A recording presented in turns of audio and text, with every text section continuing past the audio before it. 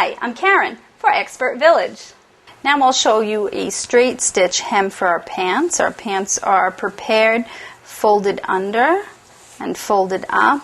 You put the edge of that fold under the needle, and you want to make sure the needle is positioned so that it's going to sew the amount that you have folded under. So if it's a 1/4 inch, you want to make sure you're within that 1/4 inch.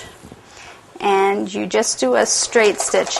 The stitch length should be about 2.5. And make sure when you start that you back up a few stitches and go forward, and that will knot the threads. And then simply sew all the way around.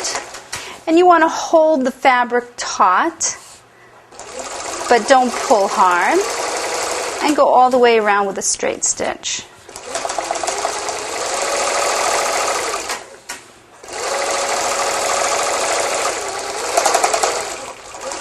And when you end, you back up a bit like that to knot it and finish it.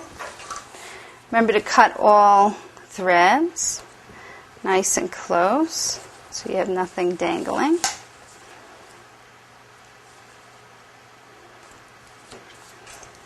And then you turn your pants right side out again.